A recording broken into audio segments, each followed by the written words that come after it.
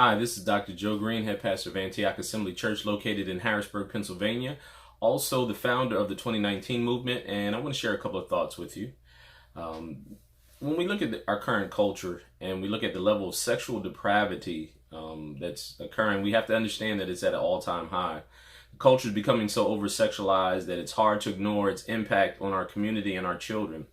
Jesus said, as it was in the days of Noah, so shall it be in the day that Jesus returns. He also says, as it was in the days of Lot. And I believe that we're living in the last days. I believe that the culture that we are in currently is very similar to the culture of those days. Now, one of the aspects of the 2019 movement, we focused on human sex trafficking. And as a matter of fact, we did a 3-city tour in the state of Pennsylvania. We did Harrisburg, Pennsylvania, Philadelphia, and Pittsburgh. And along with Senator Stuart Greenleaf and Senator Sharif Street from Philadelphia, these are state senators, which we addressed proposed legislation regarding human sex trafficking. In my research and preparation for our dialogue, I have been able to really travel down the deep rabbit hole and to find out that this human sex trafficking epidemic is not only an American epidemic, but a worldwide epidemic, and is much greater than most people probably would think. With many things, and I've had this experience, and many of you probably have the similar experience, as with many things, it's hard to get people involved or really excited about things to enact change, like in the areas of human sex trafficking, unless they are directly affected by the issue. Either they were personally abused or affected by sexual abuse or sex trafficking, or someone that was close to them, someone that they care about, was abused. Other than that, it's kind of hard for the public at large to get them stirred up to act upon it. Also, a lot of people, I don't think, really understand just how big of an issue human sex trafficking is. I was watching some of the talk about the illegal immigrants coming to the United States and how they were separating some of the families. And, although it's tragic when a family's separated, but because we're not looking at the deeper issue, we get caught up in emotions. We're losing really what's going on. First of all, there's a lot of sex trafficking that takes place across the border from South America into America. And so a lot of times when they arrest people and take them into custody and they have children with them, there's sometimes that those aren't their children, that they're actually being trafficked. And so that was one of the reasons why they would split up the family until they could research and find out who's who. The age of consent in Mexico and in many South American countries is actually 12 years old. And so the standard that we have in regards to what we believe is acceptable relations between adults and children are different. And so it's important for us to understand that. I read a report that said that many of the young girls that come across the border illegally are given the Plan B pill. And if you don't know what Plan B is, that's a birth control pill that they're given because they're expected that many of them will be raped in the process of coming across the border. So it's a very real issue. And it's, like I said, it's not just national, it's worldwide. Just about every state capital in the country has some type of sex trafficking ring that's close by or associated with.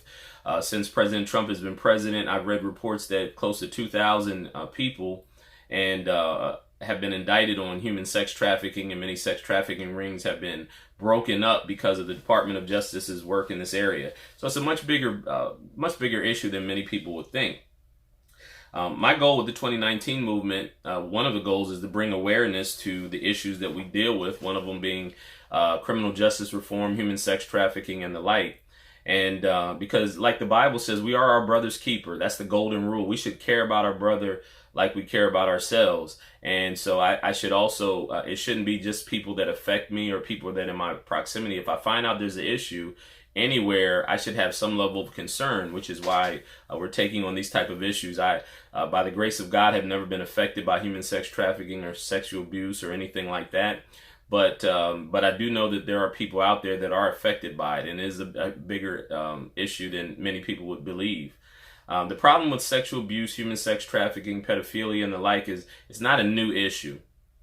It all stems from ancient spiritual forces. The Bible talks about this system as ancient as Mystery Babylon. It's an ancient spiritual system that the Bible tells us pops itself up again, and it's the system that's in place when Jesus returns, Mystery Babylon. It's known as the abominations of the earth, and it deceives the nations. So I'm going to examine the roots to this system, and I'm going to tie in when we talk about human sex trafficking, we talk about the push now for legalizing pedophilia in some circles, and the sexual depravity that's becoming more and more evident. If you watch the news, if you watch movies, if you watch many other things, you will see that that's the case. That there's a large amount of sexual perversion and corruption that we see. You know, the movies, media, even network television has a lot more sexual content than we've ever seen before. Children's movies, the music has been so sexual on every end. So we're going to address that. We're told in the Bible that the fallen angels taught mankind to do things that violated God's commandments. This false doctrine or teaching is known as Gnosticism, or hidden knowledge. As a matter of fact, the serpent told Adam and Eve that this is the secret knowledge that the Creator God Yahweh was trying to keep from them, and that this knowledge, the knowledge of from the tree of good, from the fruit from the tree of good and evil, was the knowledge that God was trying to keep from them, and it would actually make them gods, and they would be able to determine what's right and what's wrong.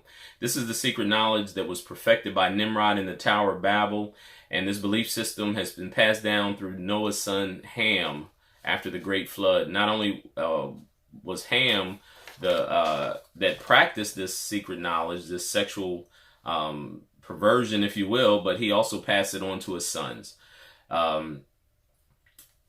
He had sons, Ham had sons, Cush, Canaan, and Mizraim. They were all sons of Ham. And based on what we see here, what we read in the Bible, they all participated in these abominable practices. Now, for the record, if you understand the curse of Ham, it was Canaan, his youngest son, who was cursed, not Ham.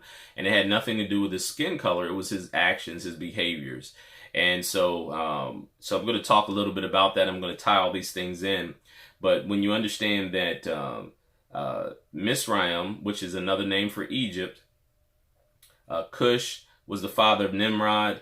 They not only built various cities, but they also perfected a system of government based on materialism, rejecting God's commandments and treating people as a commodity to build the system, not as individuals. I'm going to say that again. This system treats people like a commodity, not as individuals made in the image of God for God's purposes. And so when we understand human sex trafficking, whether you understand slavery or any of these things, this all falls into the same mindset of treating people as a commodity to build up a kingdom, a system of government.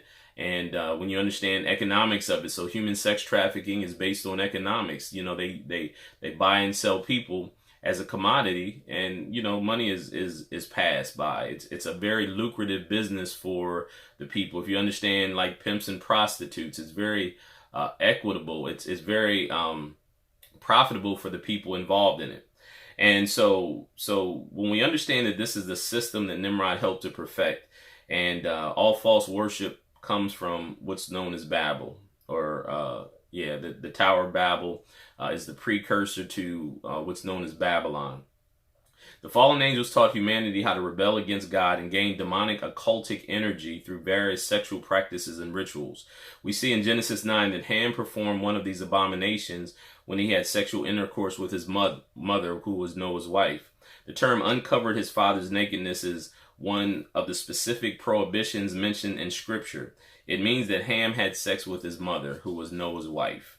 The same sin mentioned by the Apostle Paul in 1 Corinthians 5 when he states, "It's actually reported that there is sexual immorality among you, and of a kind that is not tolerated even among pagans. For a man has his father's wife, and you are arrogant. Ought you not to rather mourn? Let him who has done this be removed from among you." So it's saying that this man in 1 Corinthians 5 in the church of Corinth was performing the same abominable practice that we read here in Genesis 9 that Ham did. As stated, Ham also passed down his sexual perversion to his sons. we see in Leviticus 18 how God forbid these practices. He lists them in this chapter of Leviticus 18. It reads, "And the Lord spoke to Moses, saying, Speak to the people of Israel and say to them, I am the Lord your God. You shall not do as they do in the land of Egypt." And of course, Egypt is just another name for Mizraim, who was one of Ham's sons, "where you lived, and you shall not do as they do in the land of Canaan," another son of Ham, "to which I am bringing you. You shall not walk in their statutes. You shall follow my rules and keep my statutes and walk in them. I am the Lord your God. You shall therefore keep my statutes and my rules. If a person does them, he shall live by them. I am the Lord. None of you shall approach any one of his close relatives to uncover their nakedness. I'm the Lord." So that's incest. "You shall not uncover the nakedness of your father, which is the nakedness of your mother. She is your mother. You shall not uncover her nakedness. You shall not uncover the nakedness of your father's wife. It is your father's nakedness." So when we understand Genesis 9 says that Ham uncovered his father's nakedness, we see here in Leviticus 18, it describes that as incest. It was a sexual act that he performed on his mother, which was, as God says, an abomination. And like we said, Mizraim, which is Egypt, and Canaan were both sons of Ham. In the Bible, these people represented nations. Some of the abominations listed in Leviticus 18, which the foundation for the Mystery Babylon system was, we talked about incest, homosexuality. It says a man shall not lay with a man as a woman. It's an abomination. They had sex orgies. So when it says you shall not have sex with your neighbor's wife. If you remember the story with Moses, when he came down off the mountain, when he had the law of the commandments that God had given him, the Bible says he came down, the people were naked. They were having a sexual orgy because they were practicing this abominable sexual rituals that was a part of this Mystery Babylon system. Child sacrifice. It says you shall not make your child pass through the father. So child sacrifice was part of what they did. Bestiality was involved in it.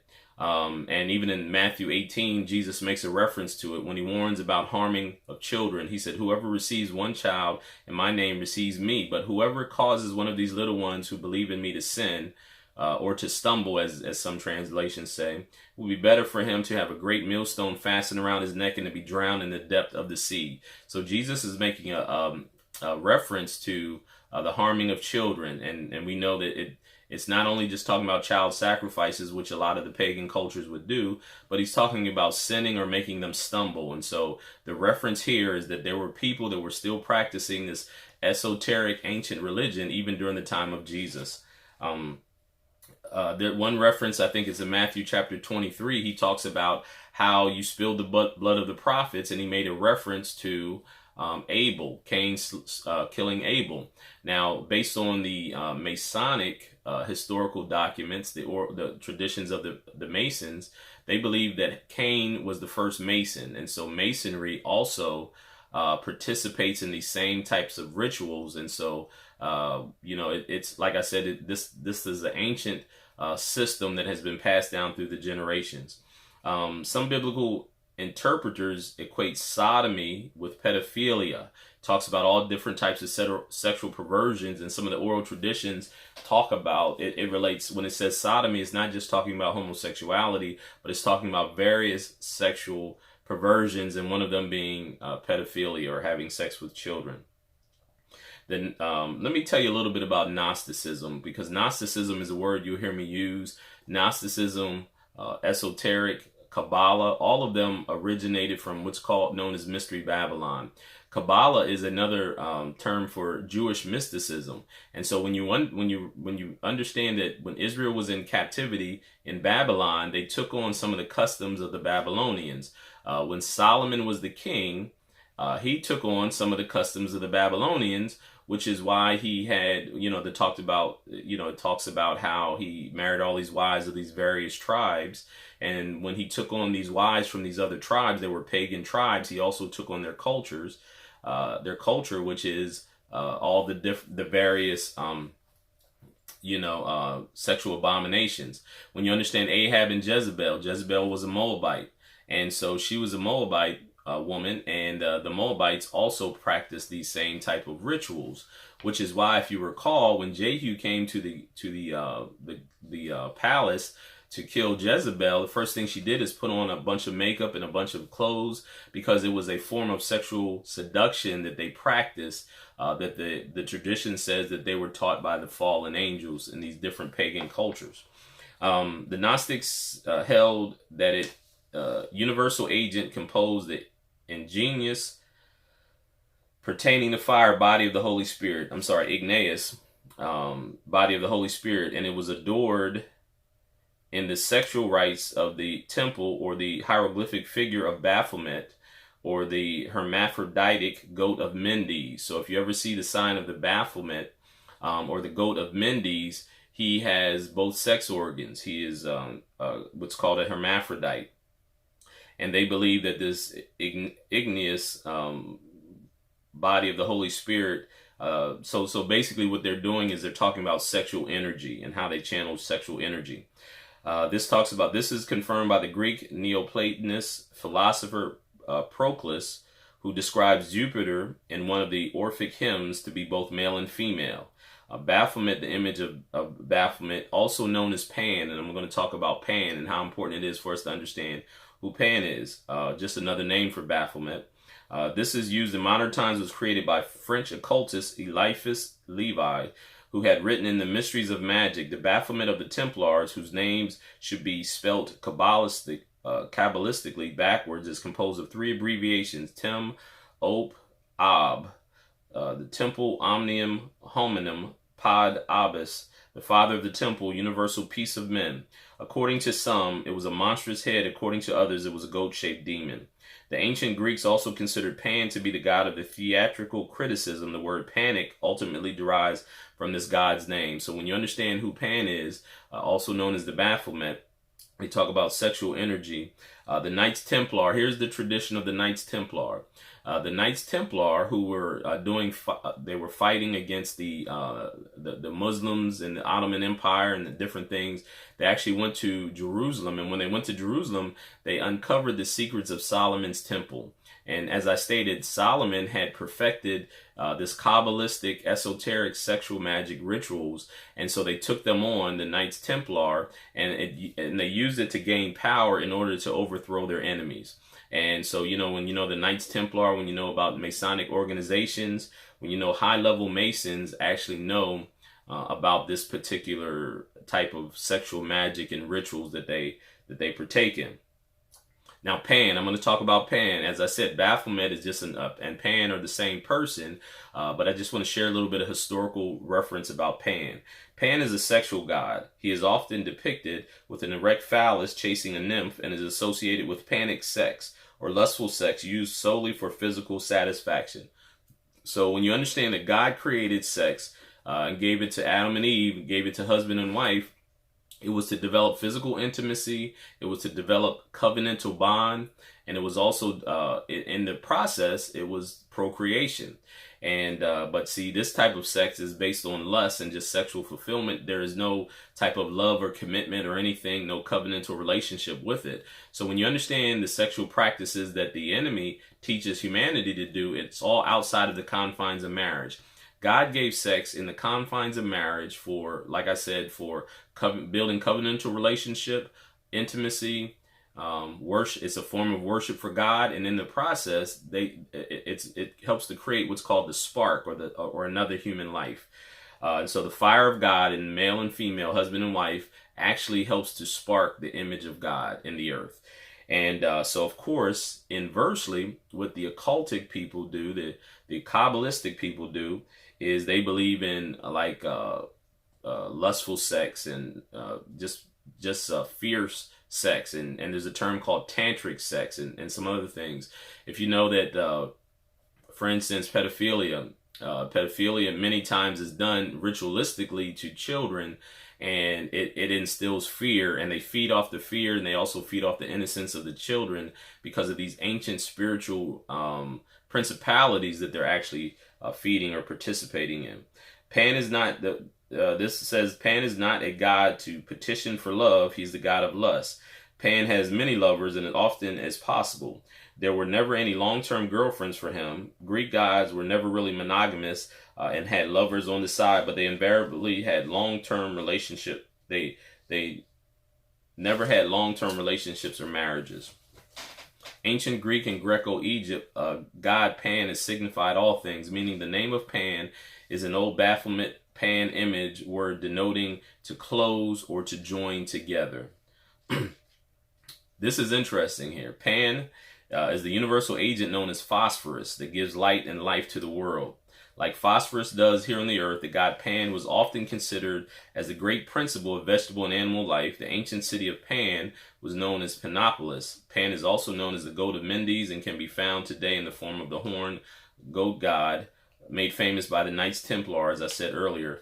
33rd degree Freemason Albert Pike had written in Morals and Dogma, if you recall the name of, and if you recall the name of Pan, like I said, and it calls him phosphorus or light. The phosphorus is something that glows or is light. The name for the serpent in the garden, Satan, is also named Lucifer. Lucifer's name in Hebrew means the light bringer, the light bearer. So it's very easy to make the connection that Pan or Baphomet is also Lucifer or the serpent that was in the Garden of Eden.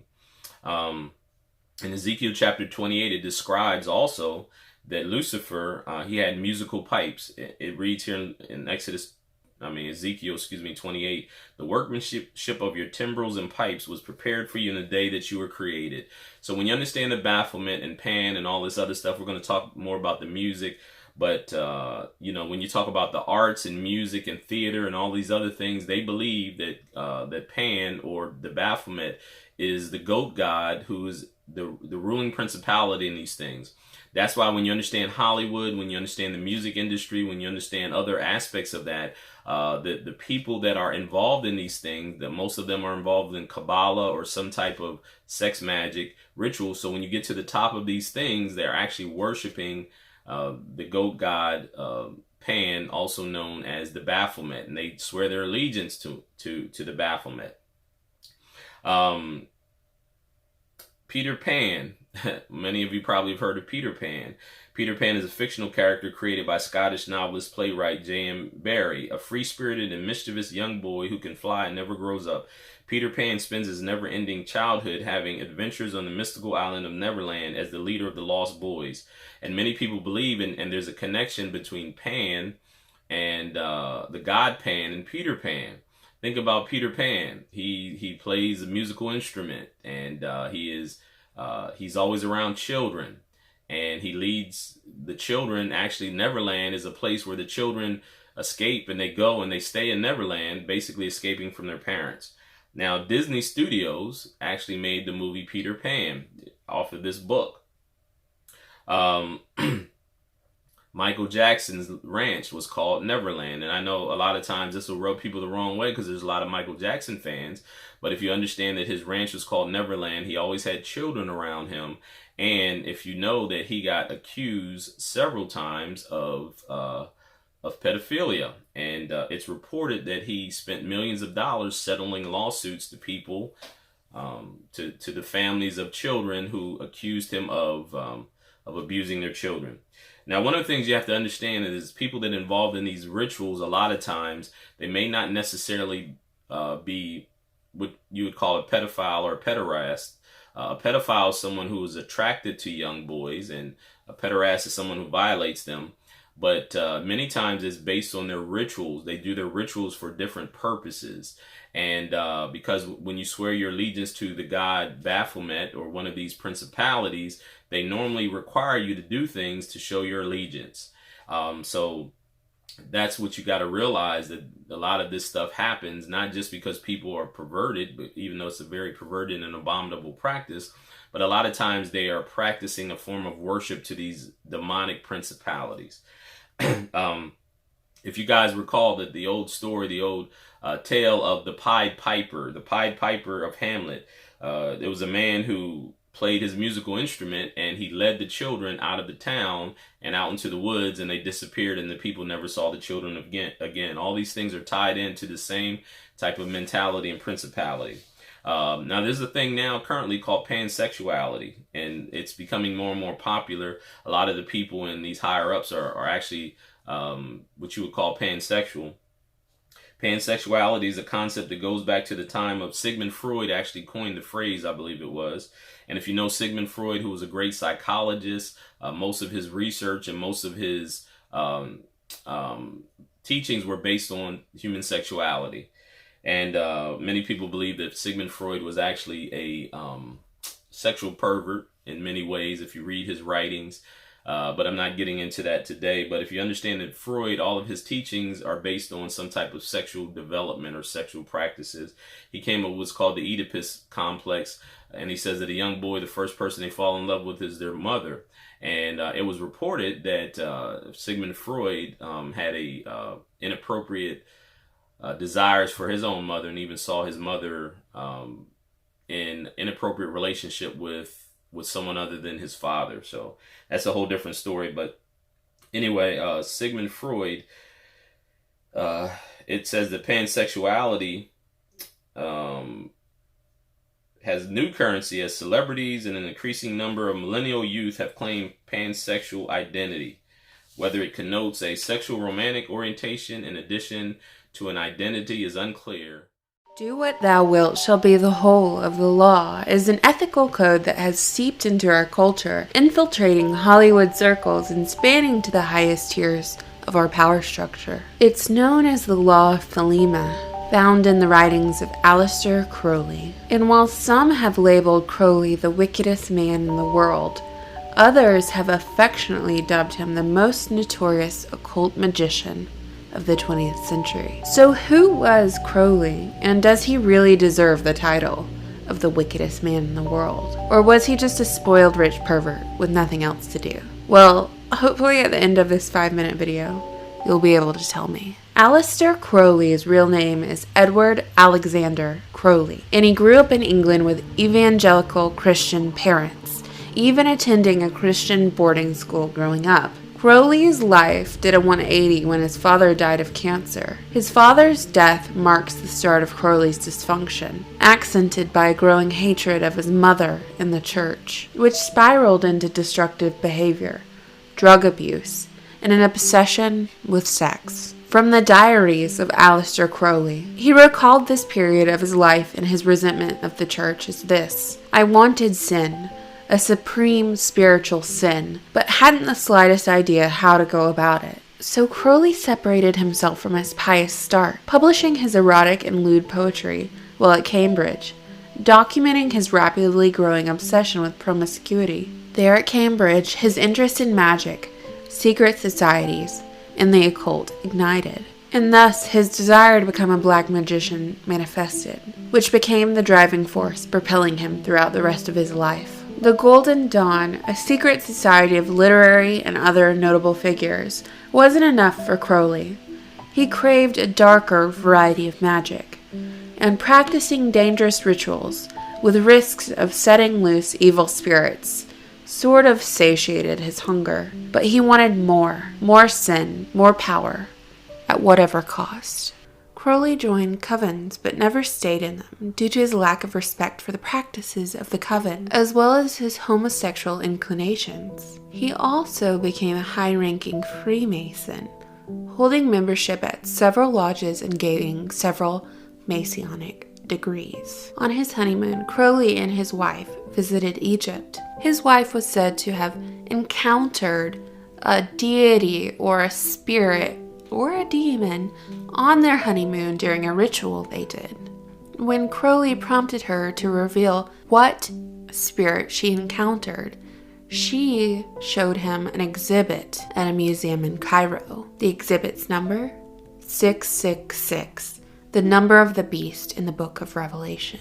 And despite his well-published and documented dabbling, or really submersion into the occult, he was hired by British intelligence as an agent. He even played a major role in the plot to overthrow the government of Spain. Crowley's use of drugs is noteworthy, not only his self-medicating, but also his drugging of others, unbeknownst to them. He would invite individuals over for dinner, drug them, and document their behavior. Crowley's role in World War II involved propaganda. He became the editor of a pro-German magazine called The Fatherland, pitched ideas to help the Allies and dropped occult pamphlets to the German countryside, which painted the German leadership as satanic. Thus, his prowess in propaganda might explain why his practices and teachings are still in vogue today.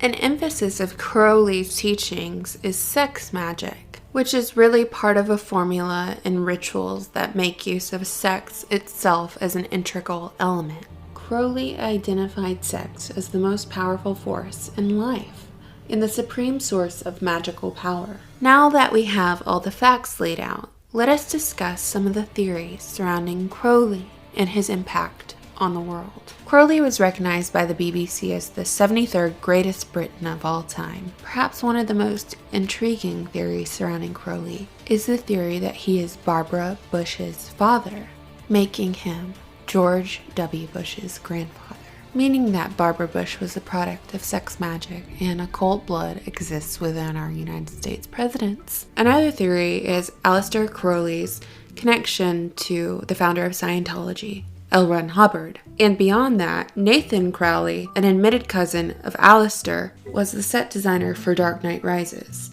which featured the name Sandy Hook in the film before the event even took place. So was Aleister Crowley overhyped? Are we giving him too much credit?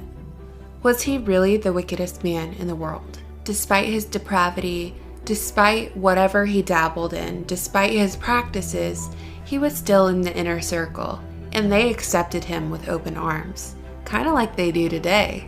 Let me know your thoughts below, and I hope you all have a wonderful day. Thank you so much for watching and subscribing. He wrote that when you once had a miscarriage, you showed him the fetus in the jar. Now, really, we the truth touched is, on it before, but we Paolo didn't put elaborate. it in the jar.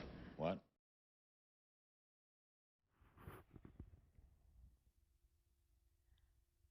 Let me tell you about Jonas. Jonas is 19 years old. He studies law in Munich. In his spare time, he likes to play soccer. Jonas has a secret which he thinks he cannot share with anyone, not even with his best friend or with his parents. He's just too afraid of anger, rejection, and repulsion. Jonas knows that he has to suppress his sexual drive for his entire life. And he also knows that there will never be a loving and fulfilling partnership that he can enter. Because Jonas is a pedophile. He's only attracted to female children between the ages of 6 and 12 years. But since he's aware of the consequences for the children, he has never given in to his sexual drive. What is pedophilia? And what is it not? In the ICD-10, the International Classification System for Illnesses, pedophilia is coded as the sexual preference for pre-adolescent children.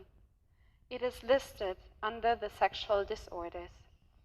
Whether the persistent occurrence of sexual thoughts and feelings for pre-adolescent children have been acted upon or not is not relevant to the diagnosis. Like every other sexual orientation, pedophilia can have different characteristics.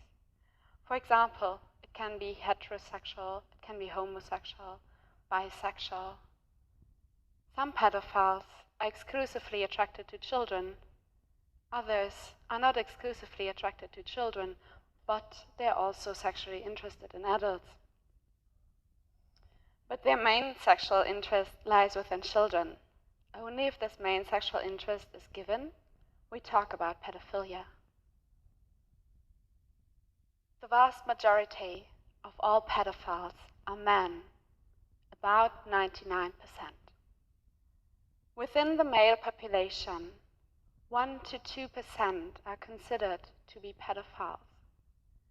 This translates to about 60 million people worldwide. This is as much as the population of Italy. or of South Africa. Therefore, pedophilia is not an irrelevant phenomenon we can't simply ignore. Chances every one of you knows at least one pedophile are higher than that you don't know anyone. We haven't found out yet why pedophilia occurs. There are biological, social, and psychological factors to it.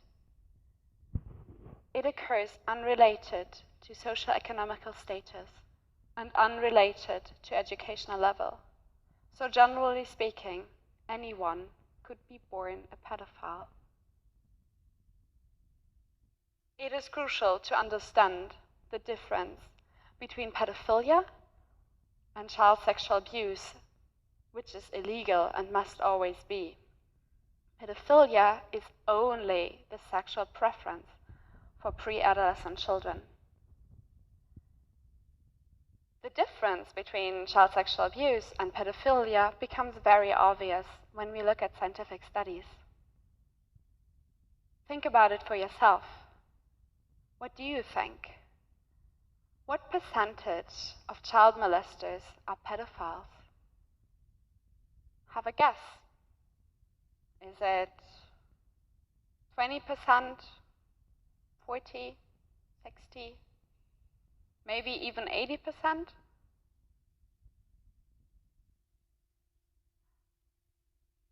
In fact, scientific studies indicate that only 20 to 30% of all child molesters are pedophiles. The vast majority of perpetrators are not pedophiles, but they're sexually interested in adults. Children can easily become victims of child sexual abuse because of their loyalty and because of ease of access. For example, a stepfather might abuse a stepdaughter because he feels anger or jealousy towards her mother. Not every pedophile abuses children, and not everyone who abuses children is a pedophile. Differentiating between these two groups is essential. Let me be very clear here. Abusing children is wrong without any doubt. But a pedophile who doesn't abuse children has done nothing wrong. I want to quickly summarize where we are at the moment. According to current research, pedophilia is an unchangeable sexual orientation, just like, for example, heterosexuality. No one chooses to be a pedophile. No one can cease being one. The difference between pedophilia and other sexual orientations is that living out this sexual orientation will end in a disaster. So let's think about Jonas again. How can we help him not to cause such a disaster? How can we help him not to live out his sexual urges? How can we prevent child sexual abuse?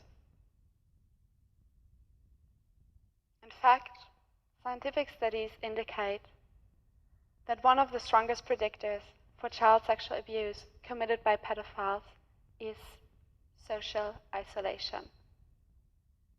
People who can't tell anyone that they're pedophiles logically won't get any help. For example, they can't tell their friends that they can't go to the beach because children in swimsuits might be there as well. They can't get support for situations they might not control entirely. And they can never be completely frank with someone else. We can make a difference for Jonas. We, as a society, can be there for him. At the moment, we live in a world that already excludes pedophiles because of their preference alone. Someone who is lonely and excluded from society has little to lose and is at much higher risk to commit a crime, like, for example, child sexual abuse. We can make Jonas feel that he stays a valuable member of our society, although he's a pedophile. Right now, most of us feel discomfort when we think about this scenario. And most of us feel discomfort when we think about pedophiles. But just like pedophiles, we are not responsible for our feelings. We do not choose them, but we are responsible for our actions. And we must make a decision. It is in our responsibility to reflect and to overcome our negative feelings about pedophiles and to treat them with the same respect we treat other people with. We should accept that pedophiles are people who have not chosen their sexuality and who, unlike most of us, will never be able to live it out freely if they want to lead an upright life. We should accept that pedophilia is a sexual preference, a thought, a feeling, and not an act. We should differentiate between child sexual abuse and pedophilia. We shouldn't increase the suffering of pedophiles by excluding them, by blaming and mocking them. By doing that, we increase their isolation and we increase the chance of child sexual abuse. Only if they make themselves recognizable, because they're not afraid of punishment, of anger and rejection, can we better understand the causes of pedophilia and we can improve their treatment. We can help them accept their sexuality and help them learn to refrain from acting on their sexual urges which cause harm to children. We can encourage them never to commit child sexual abuse. We can help them refrain from entering dangerous situations they might not control entirely. And we can prescribe medication. This approach has already been successful. In the last 10 years, more than 9,500 people have received help in a prevention network called Kein Täter werden, which means don't offend in English, at university hospitals in Germany. The last survey shows that 98% have never committed child sexual abuse. Unfortunately, this program is not gonna eradicate child sexual abuse, but it is the first step in the right direction. Pedophiles who have received treatment have a better understanding of who they can turn to in order to prevent abuse before it happens. Most of you might ask themselves now, why is she telling us that? 5 years ago, I first heard about Jonas's life. Prior to that, I have never really thought about pedophilia, and I had just adopted the prevalent societal view about it without never really questioning it. I felt anger and disgust about pedophiles. My perspective has been completely changed by hearing Jonas's story, hearing about his cruel fate, and understanding the difference between child sexual abuse and pedophilia. As a medical student with a background in psychology, I feel it as my responsibility to help others overcome and escape wrong stigmatization and to have a positive impact on our future society. By changing our view about pedophilia as a society and by offering them support and therapy, we can help millions of people to live better lives, and we can effectively reduce child sexual abuse. No one is responsible for their feelings. but everyone is responsible for their actions. I thank you very much.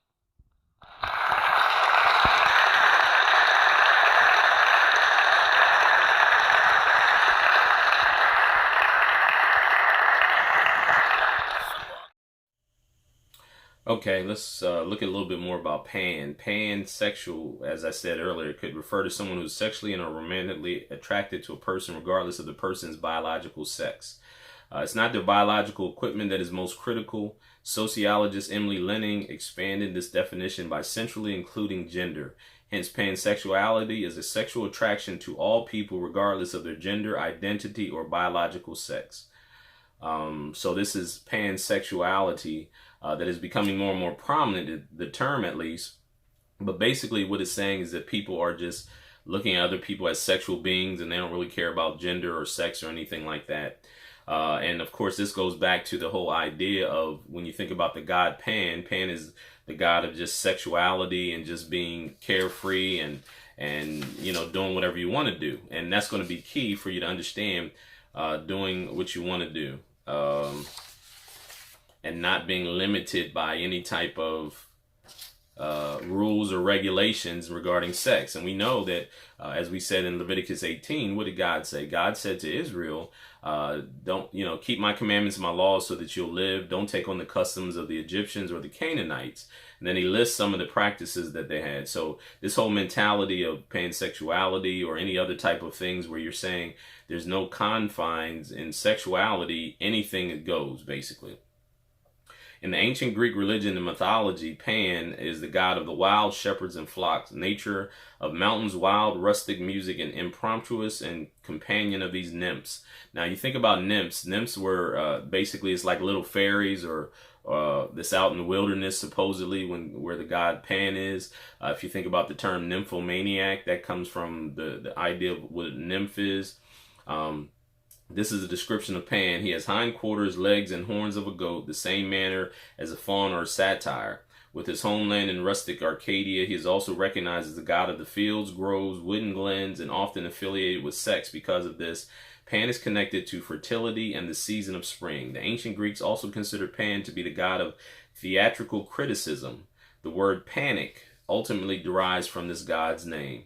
So he's not only the god of sexuality, he's not only the god of music, he is the god of, as it says here, theatrical criticism, but he's also the god of fear. Now, the more I talk about that, it should start to get more and more clear who this person is and, you know, what he is. He just has different manifestations or different names throughout history, but it's the same spirit behind all of this. So the one of the myths about Pan is that Pan fell in love with a wood nymph named Syrinx, and so he advanced himself on her and tried to put himself on her sexually. She ran away from him, and what her sisters did in order to hide her is they turned her into a reed. And so when Pan came to try to find her, he didn't know which one was her, so he cut the reeds up into many pieces and try to find her. And then that's where you get the whole idea of the pan flute. If you ever notice the pan flute, it has several different reeds, which you call, and that's the instrument that Pan plays, the pan flute. And the tradition is that there was this wood nymph that he was in love with, and her sisters turned her into a reed to hide her from him, and then he made a flute out of it, or a musical instrument. Now let's go a little bit further now. When we're talking about how these things apply to us in modern day. And the reason I'm saying that is because when you see the things that are happening, you should always realize that, like the Bible says, there's nothing new under the sun. So all the things that you're seeing now, all the manifestations of the sexual perversion, the LGBTQ movement, and other things like that, they're not new things. They are basically repackaged age-old deceptions that the enemy has used. And so we're supposed to be mindful of these things. We should be able to recognize them so that we don't fall victim to them. So we talked about Pan and how Peter Pan was a movie made by Disney. This is an article. It says Hollywood Babylon strikes again. Further alleges that Disney owned a Los Angeles apartment. This is Walt Disney, the founder of Disney World and Disneyland. He had and Disney Studios. He had a apartment in Los Angeles in order to meet various rent boys, including a man named Ralph Ferguson. Ralph Ferguson, who was going on the record stating that he received $100 for sex with Disney. And here's the real eyebrow raiser. Author Porter also writes that Disney fell in love with the young star Bobby Driscoll. If you guys remember the song, the movie The Song of the South, it is with Uncle Remus and all those other people. In that movie, that famous movie from 1946, the star's name was Bobby Driscoll, and it was reported by this Arthur Porter that he fell in love with Bobby Driscoll, who also was the voice of Peter Pan, which might be another reason that Walt Disney Company wants you to forget the Song of the South. This was the article says. Anyway, there's a blog called gaysexblog.net that states, Driscoll says he was dropped like garbage when he was no longer a cute little kid and didn't appeal to Walt anymore. So he's saying that Walt Disney fell in love with him, and I don't know if they're implying that they had some type of relationship, but he says that the movie studio dropped him when he no longer appealed. He was no longer a young boy. He became, adolescent or a man. So I guess they're saying that Walt Disney no longer was attracted to him. Now let's talk about Aleister Crowley. Aleister Crowley, perhaps the primary reason for sexual magic coming into the 20th century was a man by the name of Aleister Crowley. He perfected the practice of what's called sexual magic. And like I said, these forbidden, abominable practices are old practices that were revamped. And in the 20th century, you see here that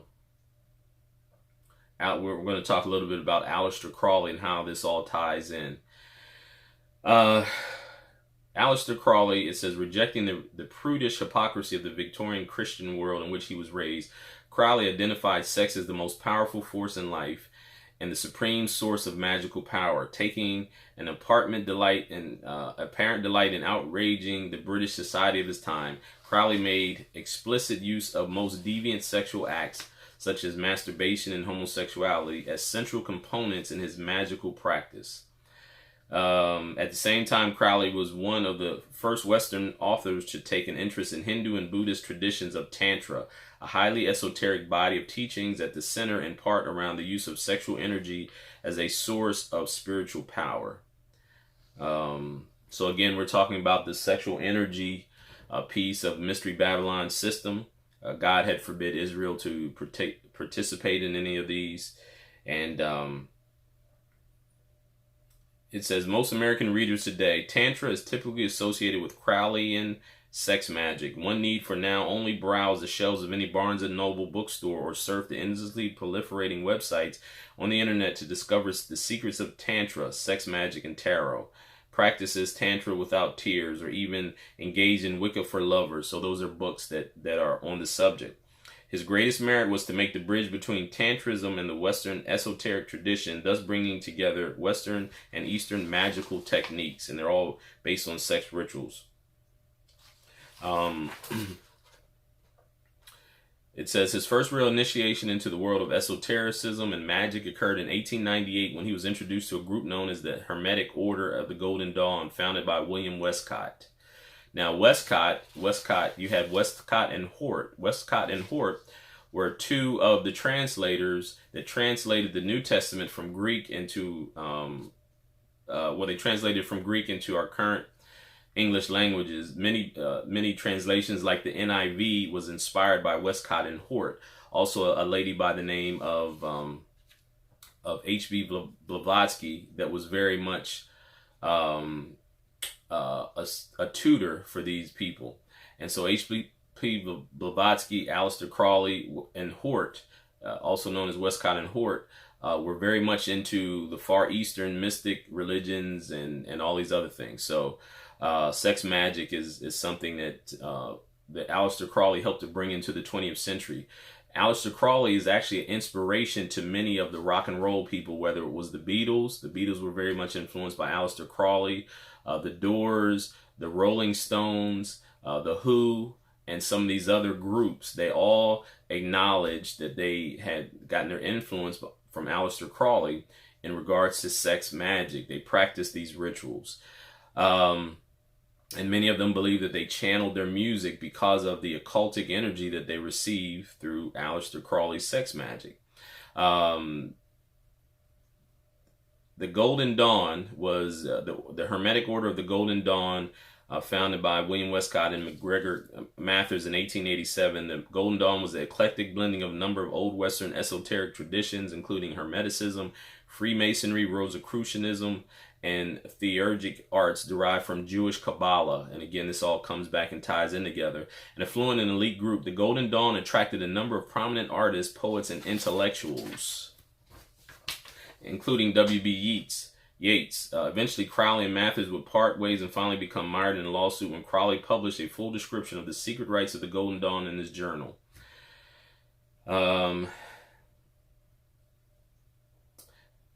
These are some quotes. The science of sexual magic is the key to developing and underlying the secret of all Masonic symbols. It is certain that the sexual question has become the most burning question of our time. And that's by Theodore Russ, who wrote the book Mysteria Mystica Maxima. The sexual act is a sacred sacrament of will. To profane it is the great offense. All true expression of it is lawful. All suppression or distortion of it contrary to the law of liberty. So this is Aleister Crowley, The Law is for All. So if you know, Aleister Crowley wrote a book called The Law of Thelema, which is the law of the will. His saying is, do whatever you will, is the whole of the law. You see many people like Jay-Z has a sweatshirt that says, do whatever thou wilt. That is a quote from Aleister Crowley. So when you understand that when God says that don't take on the customs of these nations, keep my commandments and my laws. Aleister Crowley and the other Satanists and the occultists, they say, do whatever you will. And what they're saying here is the suppression of your natural sexual instinct is profane. He's saying that if you withhold any type of sexual urge, he's saying that that's evil and wicked. So that's the opposite of what God says. God gives us the confines of sex and within marriage between a man and a woman. Crowley and the rest of these Satanists, Kabbalists say, do whatever you want to do. That is the whole of the law. That's the law of their God, which is, of course, Satan or Lucifer. There's also a man by the name of Alfred Kinsey. Alfred Kinsey was very instrumental in normalizing sexual perversion into the 20th century. He was a student of Aleister Crowley and very much admired Aleister Crowley. Also, there's a gentleman by the name of the gentleman who made Scientology. L. Ron Hubbard was also a follower of Aleister Crowley and his sex magic. And you know, L. Ron Hubbard is the person who created who came up with the religion Scientology, which a lot of Hollywood stars are involved in.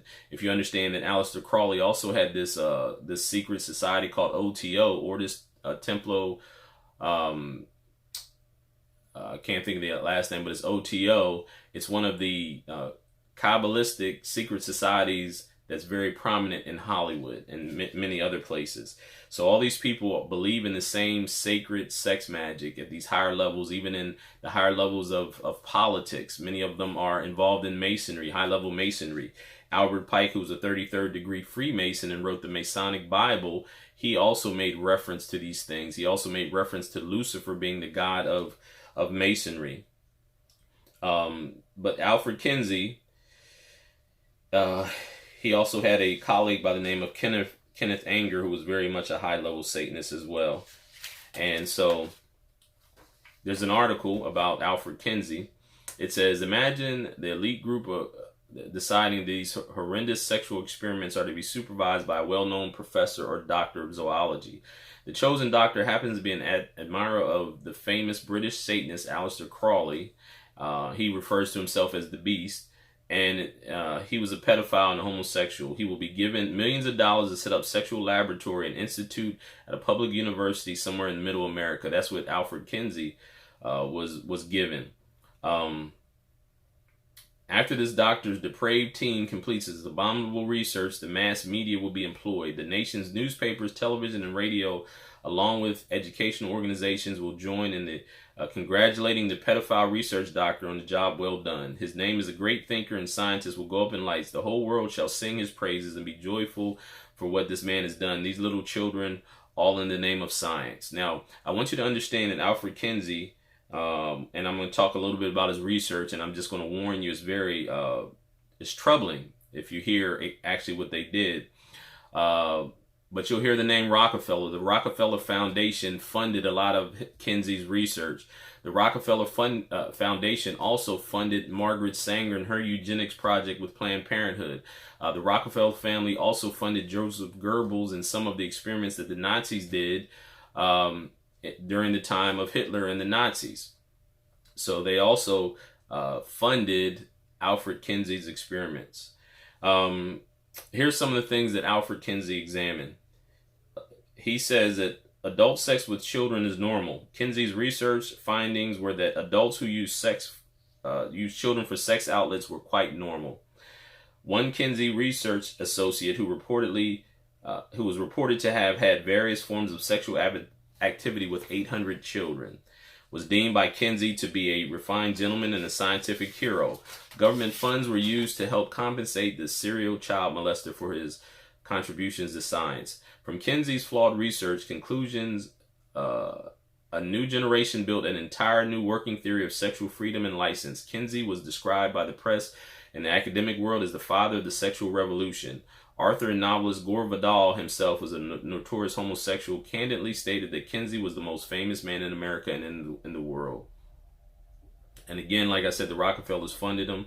There's a book by Dr. Judith Reisman, and she was one of the first people to expose Kinsey's Satanist connections. She also unmasked the fact that it was Rockefeller Foundation that gave Dr. Kinsey the money to conduct his sin-laden, genocidal, child soul-killing research. At the heart of all is called the Grand Scheme by the late Kinsey and was associates to destroy the very building blocks of society. Their goal was to create a new civilization. Aleister Crowley called it the great work that they were doing. They were trying to implement the ion of Iwas, or some kind of demonic entity that he had. He called it Crowleyanity, and he says that there will be disciples of Crowleyanity forever. And then that's what they were trying to do. They were trying to usher in this new world order, this mystery Babylon system that was based on sexual perversion and abominations. And as the Bible tells us, the whole world will be deceived by it, except for those whose names are written in the Lamb's Book of Life. It says here that they were trying to create a new civilization. The decadent dream of surviving conspirators remains. They are determined to create a non-judgmental, anti-God world where homosexual pedophiles can treat children like slabs of meat at a neighborhood flesh market, plundering them in the name of loving and caring for their needs. In effect, the release of the Kinsey Report, if you ever get a chance to research the Kinsey Report, is very highly lauded as a piece of scientific literature, but it was based on pedophilia, abusing children. He hired actual known pedophiles to be a part of the experiments and to molest and these children. In effect, the release of the Kinsey Report was planned to stage eventually carefully and meticulously crafted in minute detail, intended to dissolve morality and to manipulate and catapult the entirety of humanity into the new age of sexual and social slavery. As such, the grand scheme has been very effective. And so we see the results of Aleister Crowley, Dr. Kinsey, and all of these Kabbalistic belief systems. And I want to share that with you so that you understand what's going on, the spiritual principalities that are at work. You know, we have the authority to combat these spiritual principalities, but we have to be mindful of them. We have to be able to recognize them so that they don't take the advantage of us. But anyway, this has been Dr. Joe Green. Until next time, I'm going to show some clips and give you some research, some places to research for yourselves. But until next time, peace and blessings to you. Shalom. So what happened to all of the victims of Alfred Kinsey's research back in the 40s and 50s? We're going to be talking about it today on Faith and Freedom. I'm Matt Staver, founder and chairman of Liberty Counsel, and joining me is Dr. Judith Reisman. She is the author of the book Sexual Sabotage, and we'll talk about that later in the program. But we want to talk about Dr. Alfred Kinsey's impact on law, and then also the victims that are still, some of whom are alive today. Mm-hmm. Kinsey came out with his book in 1948, right. Sexuality in the Human Male. Mm-hmm. 1953, Sexuality in the Human Female. Playboy was founded by Hugh Hefner in 1954, I believe. And 1954, I think, was the first time that the American Law Institute Penal Code, which is the model penal code, which is the model that they have for criminal law, right, began to be changed. Yeah. It was right around that same time, very quick. Exactly. And it was a result of Alfred Kinsey's books fraud that liberalized that's human sexuality. Absolutely. And so since it was then seen by or promoted by Kinsey to be healthy, then how could it be criminal? Exactly. Consequently, the laws began to change through the penal code models, and then the states began to adopt those models into their individual state criminal law codes. Yes. And so some of the things that began to get decriminalized were what? Well, let's understand for one thing. Rockefeller money funded Kinsey, all right? Kinsey looked like he would have to be investigated with a major congressional hearing that was going on at the time. And so Rockefeller pulled their money from Kinsey and put it into the creation of this model penal code. All right? Knowing full well that Kinsey's data were fraudulent, by the way, they put all that money back into a whole new model penal code, American Law Institute model penal code. And that money that went into the American Law Institute model penal code also put all of Kinsey's data into this model penal code, so that the restrictive laws that we'd had on rape, the restricted laws that we've had on divorce, the restrictive laws certainly on abortion, on homosexuality, sodomy, all those would go by the wayside. And so that when we had the big case, Lawrence versus Texas, which legalized sodomy, I wrote a 3-piece analysis of that, because all of that, Kennedy's statement, all of it came down to the 1955 American Law Institute Model Penal Code. That's what justified gutting our laws on sodomy, which meant that we could now begin to teach sodomy as legitimate in the schools so to Kinsey children. Actually had an influence on changing the criminal laws in the 1950s, but also in the 2000, the 21st century, with Lawrence versus Texas, continues to be cited in America at the Supreme Court of the United States and around the world. And yet his research is both fraudulent and criminal itself, because Based if you go on to the sexual table torture of up to 2,035 infants and children, the youngest being 2 months of age. Right, and that is not, you don't have to take your word or my word. You just go to one table, table 34 in his 1948 book, and he lists that torture, that criminal activity against young children. And yet that fraudulent activity, the activity that he says from people who were raped, there was no consequential damage to them, that it was fine. All of that then was just basic, just abhorrent, criminal, fraudulent research perpetrated by somebody who was a sexual pervert. And a sexual psychopath. The man tortured himself to death sexually, for goodness sake. And ultimately died because of some of that awful lifestyle he lived. Right. And yet he becomes the father of the sex education in the classroom now down in London, in the United States, certainly for decades. And there's no investigation. We tried to get him investigated in 1995, and now it must be done. Now, we've had presidents apologizing for Tuskegee. We've had presidents apologizing for the LSD experiments on our soldiers. It is time we had apologies at the top level for the torture of thousands of children that became the thing that changed all of our laws and our ways of life. And some of these victims that were young kids are still alive. Absolutely. And you have communication with some of these individuals. individuals. Yes, I do. And they're waiting for justice. And they were individuals who, in some situations, their fathers committed sexual acts against them and reported that to Kinsey on a regular basis. Sent Some of film. whom were actually paid directly or indirectly through Kinsey and his associates. Absolutely. That is all well documented, and would stand up in any court of law. Now, as a result of that, these people were the victims of and they ended up as part of his quote-unquote research. Tell us a little bit about, without revealing who they are, because you have communication directly with them. I've seen some of those communications that you have had, and those communications are increasing. Yes, they are. The more information gets out there, the more people ultimately come forth and say, I was one of those children who was part of this Kinsey propaganda fraud. Yeah. Tell us a little bit about what you're seeing with these people that are coming forth.